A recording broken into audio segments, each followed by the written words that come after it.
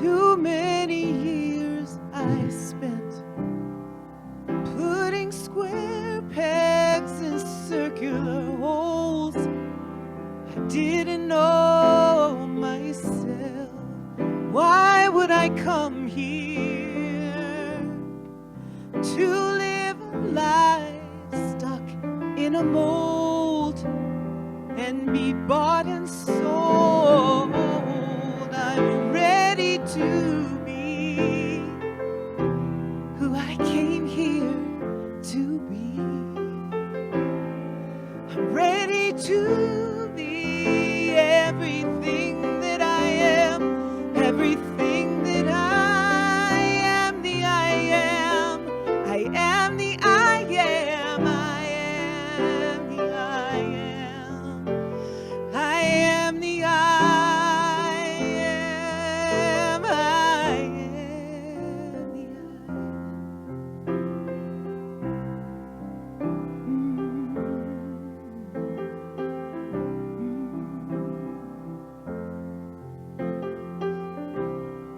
There's no greater feeling than loving myself, body and soul, and the pain, it just goes away. I am out in a new world as a creation, perfect and whole in loving flow. I am ready to be who I came here to be. I'm ready to be everything that I am, everything that I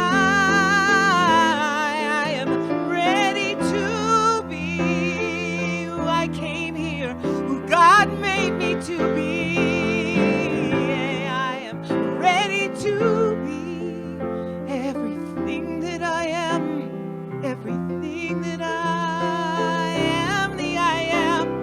I am the I am, I am the I am, I am the I am. I am the I am, I am the I am. I am the I am. Now I am ready to be who I came here to be, who I was born to be. I am that I am. I am everything I am. I am ready, God. I am ready.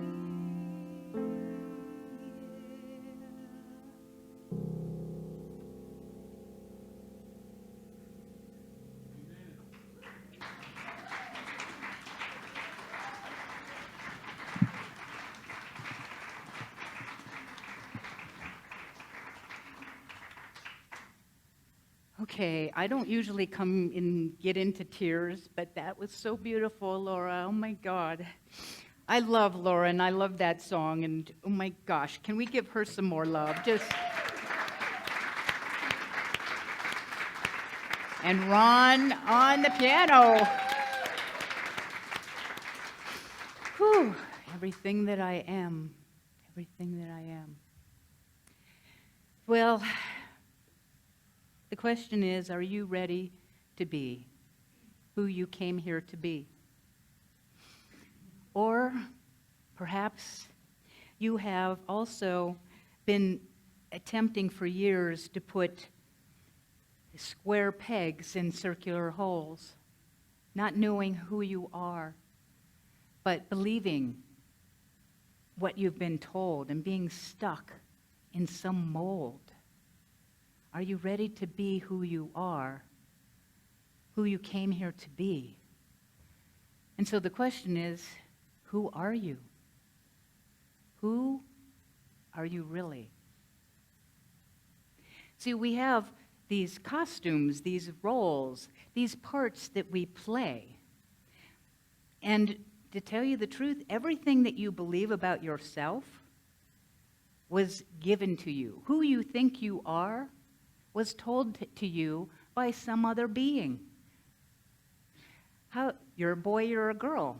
Did you come out of the womb going, I'm a boy or a girl? No. You did not come out and know anything about who you were, but you were told that you're a boy and a girl or a girl. You know, the non-binary folks are trying to break through that idea that I'm neither boy nor girl. I'm neither female or male. We live in this world of roles and costumes, you know, and what costume or part you're playing is depending on where you're at. Hey, I'm dressed as a minister today. And this is an official garb, you know, costume, so to speak, of a minister who is often in the more official capacity of ministerial ordinations, maybe weddings, perhaps funerals and that type of thing. So we have roles. And think about all the roles that you play. Do you play the role of a parent, maybe a parent to a pet? I know that I've signed up for that, or your inner child. You know, you're a Christian, you're a Buddhist, you're an atheist, you're Hindu, you're Baha'i. You know, you are all of these things that you are told that you are, or you decided to be who you are. But who are you really? Athletes, artists, musicians, singers, songwriters. You've all been told things like, you're smart, you're stupid, you're beautiful, you're ugly. We get all these things told to us. So with all the things that we think about ourselves, we forget, we get lost. How do you know who you are? I used to be part of an organization called Warrior Sage, and we had an intensive, which for 3 days, we didn't have anything, no phones, no nothing. We basically sat in silence, except when I sat across from somebody, and they would look at me and say, tell me who you are. And they're like, I don't, you know. And you were to speak the truth of who you were in that moment. It was called the Illumination Intensive. I have a backpack. Some of you might have a purse or a backpack. It's full of stuff, right? Well, I am full of stuff. I also called it the Elimination Intensive because for 3 days, on and on and on, I sat across from somebody who's saying, tell me who you are. And I'm like, I'm somebody who's sick and tired of asking me who I am, right? You could do anything because you were speaking the truth in the moment. So who are you? Do you know? Who are you? Underneath all the costumes and parts and roles that we play. We've been studying Don Miguel Ruiz's The Four Agreements. And he talks about how we've come to believe all that we believe about ourselves and other people. What you believe about the Asian culture, the Mexican culture, the indigenous culture, the black culture, the white privilege culture. We have all these pictures of what this is. When you see somebody in a big souped-up truck, right, what do you do? What do you think about that? We are making assumptions. Now, I'm going to get into that today, but the Four Agreements talks about how we've been, and it's the D word, domesticated. Many of you are in small groups. Domestication. So basically, you come into the world and you don't really have any idea of who you are, except that you're told. You're told who you are, what to believe, how to behave, and you're domesticated by the process called punishment and reward. This is just a small review because not all of you may have been in the previous Sundays. So we get what's right, what's wrong, what's good, what's bad, what's a girl, what's a boy, and we get all this stuff put on us. And then it becomes embodied. So you don't even choose your own beliefs. However, we end up agreeing with what we're told because otherwise we'll be punished. So we have to toe the line, and we start to have auto-domestication, and because we have all these beliefs, it is called the Book of Law. The Book of Law is all the beliefs that you have about yourself and others. And trust me, you have beliefs. We all have beliefs. We cannot not have beliefs about others and ourselves. Question is, are those beliefs really true? And to question those beliefs. Now, domestication is important, but it's called, are we imprisoned by our beliefs of things that may or may not be true? We become so conditioned, and we, the J word, we judge. Okay, judges, raise your hand. All of you are judges. You could have come in your judge costume, right? Maybe that's what this is. It kind of looks like a judge to me. So we got the judge. Here come the judge, who is going to judge everything and everyone, the weather, the cat, the dog, you name it. We judge. We cannot help but judge. It's not bad that we're judging. Just be aware of how many times you judge yourself or others. I'm going to talk to you at the end of this service about what to do about that judgment, the judge that you have. But I'm going to save it towards the end. But we have this judge, and it's judging because we cannot not do that. We've been domesticated to do that. So Don Miguel Ruiz talks about how do you break through the prison of judgments, the prison of the Book of Law, and all the domesticated things we've been taught. Again, I think the non-binary folks that are choosing not to be male or female, they call themselves they or them, right? They don't want to be her or him. Those folks are trying to break out of the domestication that someone's told me that I'm this or that. That's an example. But Don Miguel Ruiz says there's 4 basic agreements. Now, he's from the Toltec tradition in southern Mexico, that the wisdom keepers had this knowledge. And so he finally felt that it was time to share. These 4 agreements, if you make and keep these 4 agreements, they will break away all those other little agreements that you've made that keep you stuck in prison. The 4 agreements is your personal guide to freedom. Anybody like freedom? That is like one of my favorite words, right? Be free of all the stuff that we've put on us. Be free to be who you came here to be. But you got to get free first. So the 4 agreements, the first one we studied is what? Be impeccable with your word. Be impeccable with your word. I'm not going to get into a lot of these, but I'm going to give you the summation in a couple sentences. Impeccable means without sin, which actually means going against yourself. So when I say be impeccable with your word, what that really means is don't say or do anything against yourself or think about yourself in any negative ways. That's easy, right? You never judge yourself, right? I get it. Or others. Okay, so you are choosing loving thoughts, compassionate thoughts, caring, kind thoughts towards yourself and others.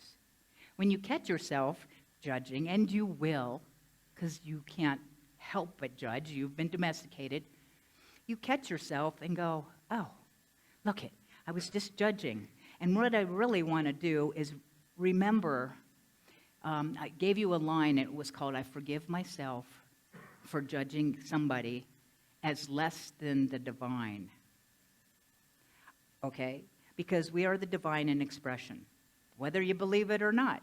Again, that's belief. But we believe that everybody is in a unique, individualized expression of the divine. So being impeccable with your word means don't go against yourself in what you think, say, or do, or against anybody else. You're kind, compassionate, loving, caring. Agreement number 2 I spoke of last week, which is don't take anything personally. Okay, and I know you don't, so never mind. We take things personally all the time because it's all about me. Of course it is. You know, we're domesticated to think that it's about me. I caused your sadness. I caused you to do that thing that you just did. You know, I think I'm responsible for, and I got that as a little child. I made mom happy. I made mom mad. I can't make anybody anything. The truth is, nothing anyone says or does is about you. Say that. Nothing anyone says or does is about me.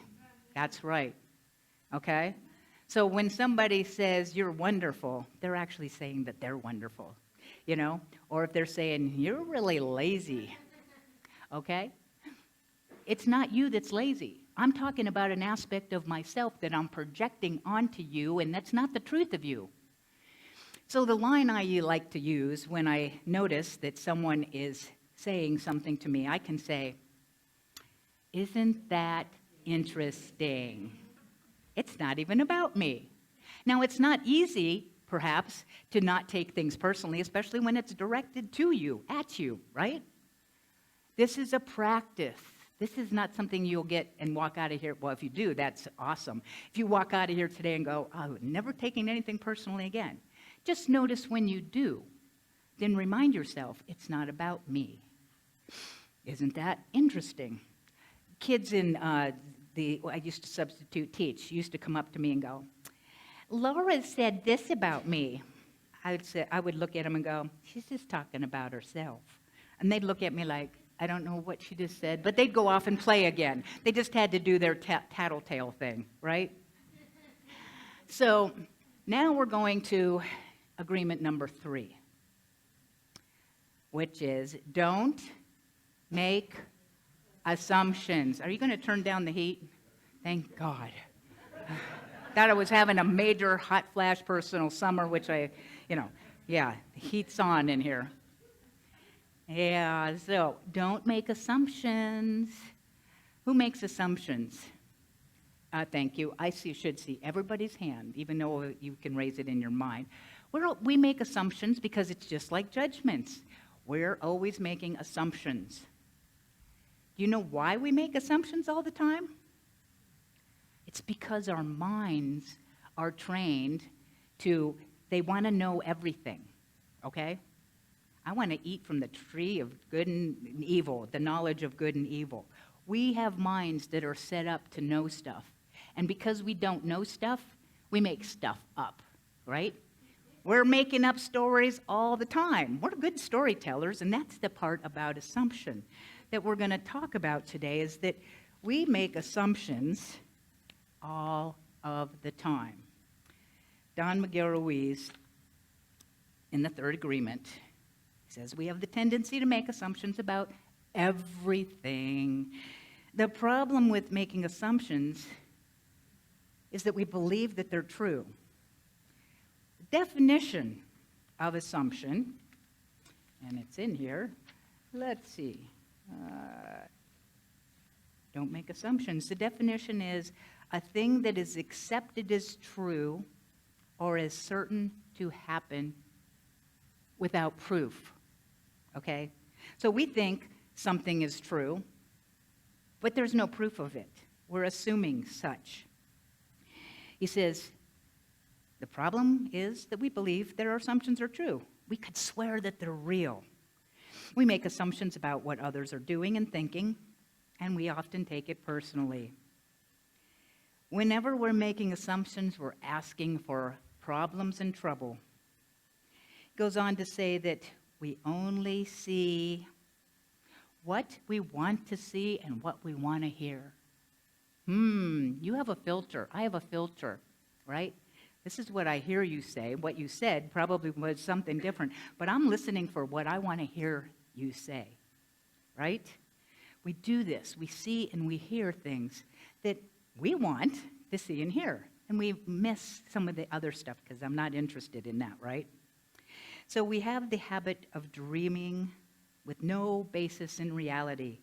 We don't perceive things as they really are. We literally dream things up in our imagination. When we don't understand something, I make an assumption about what it means. says, because we don't understand, we make assumptions about the meaning. And when the truth comes out, the bubble of our dream pops, and we find out it wasn't anything at all. How many of you, having a personal relationship and making assumptions? Your person knows you so well. You assume that they know you and they should have bought you the right thing for your gift, right? They know me, okay? We assume that they know us. And we also assume that we know them. Okay, we're going to do a little experiment, or just a little pause here, so that you can have a little experience of some of what I'm speaking of. So what I want to invite you to do is close your eyes. Okay, taking a couple breaths in, relaxing, getting yourself centered. Taking another breath in and letting go. Now I want you to invite yourself to bring someone to mind whom you're very close to, someone that you like, someone that you may love. Bringing that person to mind invites you now to think of things that you know to be true about that person. What do you know to be true about that person? Because you know them.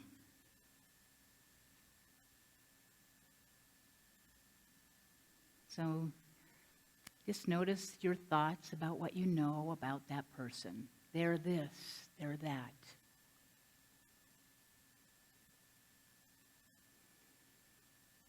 Good. Now I invite you to bring someone to mind whom you don't like. Someone you really don't like at all. And now that you have that person in your mind, why don't you like them? Think of all the reasons why you don't like them. I don't like them because they're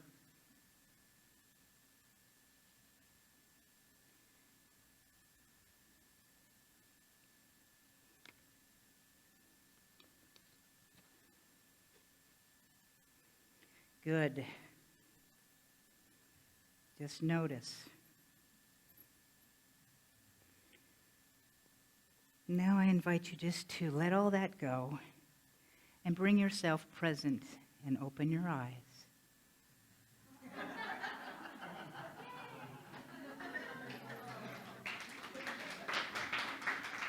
Well, did you assume that there was a jester in your minister? Perhaps you did.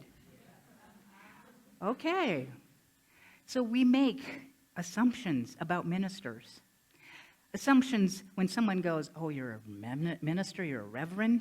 Yes, I am. Oh, I can't swear or cuss around you. Why the heck not? Or why the hell not? Oh, actually, I say more than that, but we're just giving you that example, right? So we assume what we assume. You know the saying, to make an ASS out of you and me is what happens when you assume something. You're basically looking for problems, making assumptions about others and yourself. So would you like to know how not to make assumptions? Okay, great, because I'm going to tell you. Number one, you want to ask questions, okay? Ask clarifying questions. We often don't want to ask questions because I'll be embarrassed. I shouldn't ask that. I should already know that about so-and-so. I should know that about Rob. I'm not going to ask him that. He'll think I'm stupid. Oh, but it's not about me, right? I'm thinking I'm stupid. So all these agreements go together. So I will ask Rob because I want clarity. I don't want to assume something. Ask the question. I would rather be silly or whatever I want to label that as than to say, I assumed something. You know, clarity is the key. Clarity. And you can ask questions, so start asking questions. Even though you might think you know the answer, you may be surprised. You may be surprised. It could be that you don't really know, but you think you know, and you assume it's true. The second thing you can do for the judgments, not making assumptions, is to tell people what you want and need. Don't assume that they know. We are making these assumptions. So say, this is what I'd like, not assuming that they know. So tell them, this is what I want, this is what I'd love, this is what I need. And then the second part of that is be willing to accept a no or a yes. So we want to break free of making assumptions, right? And I'm going to take off these my mask. Do you mind? It's like, can you take the minister seriously with the costume on, right? You can. Well, it's just a little funky. I'll leave my hat on, if that works. So this month, this is in conclusion here. Let's set this up here. Oh, and by the way, do you know that we don't actually see things as they are? We see things as we are. Say that again. We don't see things as they are. We see them as we are. Immanuel Kant says that. Also a great book for anybody who wants to, Knowing How to Love and Be Loved, Lovability by Robert Holden. He talks about the mirrors of people. I just wanted to mention that along with, of course, Don McGill's book. So this month, we're coming to a close, and we're going to continue with the 4 agreements for the next few weeks. However, we've been talking about the power of release, about letting go. In the first week, I talked about letting go of stuff. But we're talking a lot about the inner world, to let go of judgments and resentments and grudges and such. So, what happens when you find yourself judging someone? You go to the Ho'oponopono prayer. Okay? I've been doing that this month because I'm paying attention to how much judgment I do. I judge somebody and I go, I'm sorry. Please forgive me. And I don't just do it in my head. It's not something I do with somebody. Please forgive me. I'm sorry. Please forgive me. Thank you. I love you. It doesn't stop me from judging, but it gets me off the judgment path and back into the truth. So, Ho'oponopono, use that. I want to release going against myself. Sometimes when I think something negative about someone else or myself, I can also do the Ho'oponopono to myself. I'm sorry. Please forgive me. I love you. Thank you. And I can go, I just forgot that I'm the divine. So that's what you do for the releasing of the judgments and for the impeccability going against yourself. To release taking anything personally, I already told you that you could do isn't that interesting? It's not about me, but I think it is, but it's not about me. That's when I release that, taking it personally. And to release assumptions, that's when I say, I'm going to ask some questions instead of assuming that I know that about Linda, right? And I ask for what I want and need and be okay with whatever the answer is. It's about letting go. And the time for letting go is now. Let go of what isn't so and be all that you came here to be, the I am that I am. And let go of all that other BS belief system. And so it is. Let it go. The time for letting go. It is time. And so it is.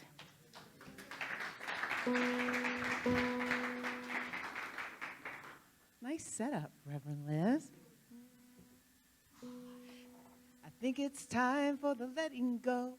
I think it's time for the letting go. I think it's time for the letting go. Yes, it is. I think it's time for the letting go. I think it's time for the letting go. I think it's time for the letting go. I must have been crazy